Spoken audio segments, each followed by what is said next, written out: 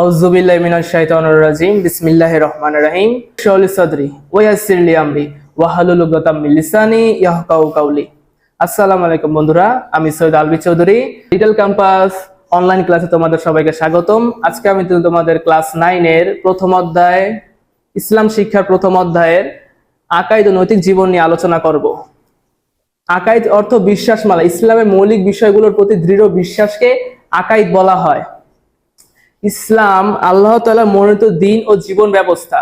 এর দুটি দিক রয়েছে, একটা বিশ্বাসগত দিক আর একটা হচ্ছে প্রায়োগিক দিক। আল্লাহ তাআলা নবী রাসূল, ফেরেশতাগণ, আসমানি কিতাব এগুলো সবই আকাইদের অন্তর্ভুক্ত। এবং নামাজ, রোজা, হজ, যাকাত এটা হচ্ছে আকাইদের প্রায়োগিক দিক। এবার আমরা আসব প্রথম অধ্যায় ইসলাম শিক্ষা প্রথম অধ্যায় পার্ট 1 ইসলাম নিয়ে আলোচনা করি। তো ইসলাম শব্দটা আসলে কি? ইসলাম একটি আরবি শব্দ। এর আবিধানিক অর্থ হচ্ছে আনুগত্য করা, আত্মসমর্পণ করা, শান্তির পথে চলা। ব্যবহারিক অর্থে আল্লাহ তাআলা নবী রাসূলগণের আনুগত্য করাকে ইসলাম বলা হয়। তোমরা সালাত আদায় করবে, যাকাত প্রদান করবে, রমজান মাসে রোজা রাখবে এবং সামর্থ্য থাকলে হজ পালন করবে। এছাড়াও পবিত্র কোরআন সূরা আল ইমরানে 19 নম্বর আয়াতে বলা হয়েছে যে ইন্না দীনা ইনদাল্লাহিল ইসলাম, আল্লাহর কাছে একমাত্র গ্রহণযোগ্য দিন হচ্ছে ইসলাম। সুতরাং ইসলাম হলো আল্লাহর কাছে একমাত্র গ্রহণযোগ্য দিন। ইসলাম অনুসরণ করে পুরোপুরি ভাবে তাকে বলা হয় মুসলিম বা মুসলমান। এরপর আমরা ইসলামের ভূমিকা নিয়ে আলোচনা করব। ইসলাম হলো আল্লাহ তাআলার প্রবর্তিত ধর্ম ও জীবন ব্যবস্থা। এটি মানব জাতির জন্য আল্লাহ তাআলার একটি বিশেষ নিয়ামত। মানব জীবনের সকল বিষয় এবং সমস্যা এখানে পরিপূর্ণভাবে ব্যাখ্যা করা হয়েছে। সূরা মাইদা 3 নম্বর আয়াতে উল্লেখ করা আছে যে আজ আমি তোমাদের দিনকে পূর্ণাঙ্গ করলাম, ইসলামকে তোমাদের দিন করলাম, তোমাদের জন্য বিশ্বাস পূর্ণাঙ্গ করলাম। অর্থাৎ আল্লাহ তাআলা আমাদের জন্য ইসলামকে আমাদের দিন হিসেবে ঘোষণা করেছেন। সকল কাজকর্মের দিক নির্দেশনা এখানে বর্ণিত হয়েছে। ব্যক্তিগত, পারিবারিক, সামাজিক, রাজনৈতিক সকল বিধিবিধান এই ইসলামে বর্ণিত হয়েছে। এখন আমরা জানি যে ইসলাম শব্দটি কোথা থেকে উৎপত্তি হয়েছে। ইসলাম শব্দটি সিলমুন মূল ধাতু হতে নির্গত। সিলমুন অর্থ শান্তি। ইসলাম মানুষকে শান্তির পথে আহ্বান করে। ইসলাম বিধিবিধান মেনে চললে মানুষ দুনিয়া ও আখিরাতে পূর্ণ শান্তিময় জীবন লাভ করবে। এজন্য ইসলামকে শান্তির জীবন বলা হয়। ইসলাম কোনো একটা জাতির জন্য সীমাবদ্ধ না, ইসলাম পুরো মানব জাতির জন্য এসেছে। অন্যান্য ধর্মের প্রবর্তক, প্রচারক কোন একটা জাতির নামে করা হলেও ইসলাম কোনো জাতির নামে করা হয়নি। ইসলাম পুরো মানব জাতির জন্য এসেছে। এবার আসি ইসলাম শিক্ষার গুরুত্ব। ইসলাম শিক্ষা সম্পর্কে জ্ঞান লাভ করা আমাদের জন্য ফরজ। কোনো কিছু বাস্তবায়ন করতে হলে প্রথমে সেই সম্পর্কে জ্ঞান লাভ করতে হবে। উদাহরণস্বরূপ কেউ যদি কোনো ব্যবসা করতে চায়, তাকে ব্যবসা সম্পর্কে জানতে হবে।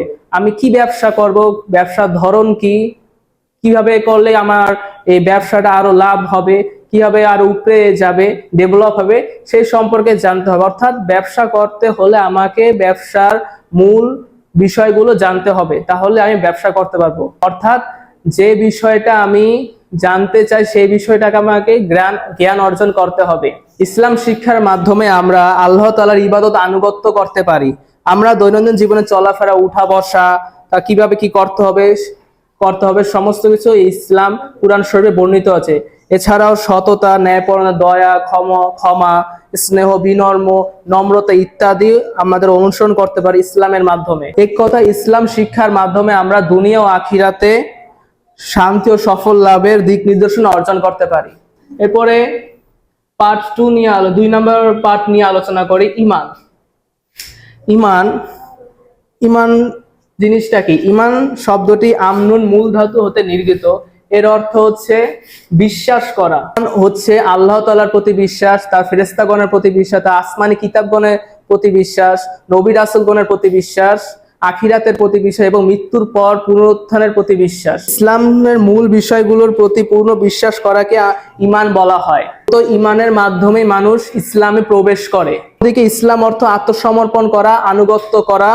মুসলিম হতে হলে এই মোট 7টি বিষয় জানা অপরিহার্য। প্রথম হচ্ছে আল্লাহ তাআলার প্রতি বিশ্বাস, দ্বিতীয় হচ্ছে আসমানি কিতাবে দ্বিতীয় হচ্ছে ফেরেশতাগণের প্রতি বিশ্বাস, এরপরে হচ্ছে আসমানি কিতাবগণের প্রতি বিশ্বাস, নবী রাসূলগণের প্রতি বিশ্বাস,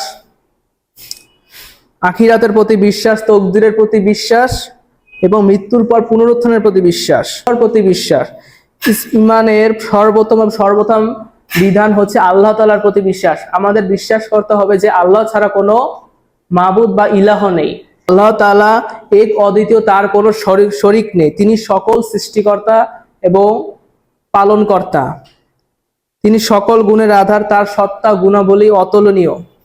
ফেরেশতা আল্লাহ তাআলার এক বিশেষ সৃষ্টি। তারা আল্লাহর নির্দেশ মতো কাজ করে। তারা নূরের তৈরি। তাদের খাবার দাবার সংখ্যা অগণিত। তারা নারীও নন, পুরুষও নন।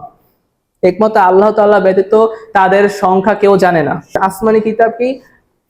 আসমানি কিতাব হচ্ছে বই। আল্লাহ তাআলা এই কিতাবগুলো পাঠিয়েছেন এই দুনিয়ায়। আসমানি কিতাব আল্লাহ তাআলার বাণী। এগুলোর মাধ্যমে আল্লাহ তাআলা মানুষকে নিজ পরিচয় প্রদান করেন।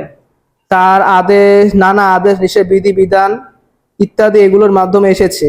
এই আসমানি কিতাব মোট 104 খানা। এর মধ্যে 100 খানা ছোট আর 4 খানা হচ্ছে বড়। 4টি কিতাবের মধ্যে প্রথমে হচ্ছে তাওরাত, এরপরে জাবুর, এরপর ইনজিল আর সর্বশেষ হচ্ছে কুরআন। চতুর্থ আসি নবী রাসূলগণের প্রতি বিশ্বাস। মানবজাতির হিদায়াতের জন্য আল্লাহ তাআলা যুগে যুগে বহু নবী রাসূল প্রেরণ করেছেন, কিন্তু কুরআনের নাম ধরে মাত্র 25 জন নবীর কথা উল্লেখ করা আছে। কিন্তু নবীজি সাল্লাল্লাহু আলাইহি সাল্লামের একটি হাদিসে বলা হয়েছে যে এই পৃথিবীতে 1,24,000 পয়গম্বর আল্লাহ সুবহানাহু ওয়া তাআলা পাঠিয়েছেন, কিন্তু কুরআনের নাম ধরে 25 জনের নাম উল্লেখ করা আছে। যাই হোক, নবী রাসূল ছিলেন আল্লাহ তাআলার মনোনীত বান্দা। সকল সৃষ্টির মধ্যে তারা সর্বোচ্চ মর্যাদার অধিকারী। তারা ছিলেন নিষ্পাপ। এরপর আমাদের 5 নম্বর হচ্ছে আখিরাতের প্রতি বিশ্বাস। আখিরাত কি? আখিরাত হচ্ছে পরকাল। আখিরাত হচ্ছে জীবনের চিরস্থায়ী। এই জীবনের শুরু আছে, শেষ নেই। সেখানে মানুষের দুনিয়া জীবনের সকল পাপ কর্মের হিসাব নিতে হবে।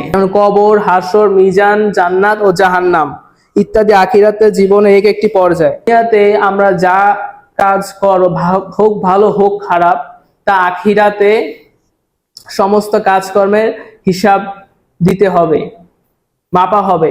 যে ভালো কাজ করবে তাকে জান্নাতে প্রবেশ করানো হবে, আর যে খারাপ কাজ করবে তাকে জাহান্নামে নিক্ষেপ করা হবে। এরপর আসি তকদিরের প্রতি বিশ্বাস। তকদির কি? তকদির হচ্ছে ভাগ্য, অর্থাৎ নিয়তি। আমাদের নিয়তির উপর বিশ্বাস করতে হবে। তকদির আল্লাহ তাআলা হতে নির্ধারিত। আল্লাহ তাআলা সবার ভাগ্য নির্ধারণ করে দেন। তিনি তকদিরে ভালো মন্দ নির্ধারণকারী। মানুষ যা চায় তা কিন্তু সে করতে পারে না। সে শুধুমাত্র চেষ্টা করতে পারে, সাধনা করতে পারে বা পরিশ্রম করতে পারে, এর বেশি কিছু করতে পারে না। যদি চেষ্টা করার পরেও যদি কোনো মানুষ তার সাফল্যে এগোতে না পারে, তবে হতাশ হবেন না। আর সাফল্যে যাওয়ার পরেও যদি তারা খুশিতে আত্মহারা হয়ে যায়, তাহলে খুশিতে আত্মহারা হওয়া যাবে না, বরং ধৈর্য ধারণ করতে হবে এবং শুকর ও কৃতজ্ঞতা আদায় করতে হবে। আর তকদিরে ভালো মন্দ একমাত্র আল্লাহর নিকট হতেই আসে। এরপর আসে মৃত্যুর পর পুনরুত্থানের প্রতি বিশ্বাস। মৃত্যুর সাথে সাথে আমাদের জীবন কিন্তু শেষ হয়ে যায় না, বরং মানুষের জীবন দুই ভাগে বিভক্ত। একটা ইহকাল আর একটা হচ্ছে পরকাল। ইহকাল হচ্ছে দুনিয়ার জীবনটাকে বোঝানো হয় ইহকাল, আর পরকাল হচ্ছে মৃত্যুর পরবর্তী জীবনটাকে বোঝানো হয় পরকাল। এই জীবনের শুরু আছে কিন্তু শেষ নেই। ইহকাল হলো দুনিয়াবী জীবন। মানুষ দুনিয়াতে যা কিছু করবে, হোক ভালো হোক খারাপ, পরকালে এর হিসাব দিতে হবে। মিজানের মাধ্যমে, দাড়িপাল্লার মাধ্যমে তাদের কৃতকর্মের হিসাব নেবেন। যদি সে ভালো কাজ করে সে জান্নাতে প্রবেশ করানো হবে, আর যদি সে খারাপ কাজ করে সে নিক্ষেপ করানো হবে। সুতরাং মৃত্যুর পর আমরা সবাই পুনরুত্থানের প্রতি বিশ্বাস করব। তো বন্ধুরা, আজকে আমরা ইসলাম নৈতিক শিক্ষার আকায়েদ ও নৈতিক জীবন পার্ট 1, ইসলাম পার্ট 2 ঈমান সম্পর্কে আলোচনা করলাম। যদি তোমাদের কোনো প্রশ্ন থেকে থাকে তা আমাকে কমেন্ট বক্সে জানিও। যদিও আজকে পার্ট 3 মানবিক মূল্যবোধ বিকাশের ঈমানের গুরুত্ব নিয়ে আলোচনা করার কথা ছিল, বাট সময় স্বল্পতার কারণে আজকে পড়াতে পারছি না। নেক্সট ক্লাসে তোমাদের এটা পুরোপুরিভাবে সুন্দরভাবে ব্যাখ্যা করে বুঝিয়ে দেব। তো আজকের ক্লাস এই পর্যন্তই। সবাই ভালো থাকবেন। আসসালামু আলাইকুম।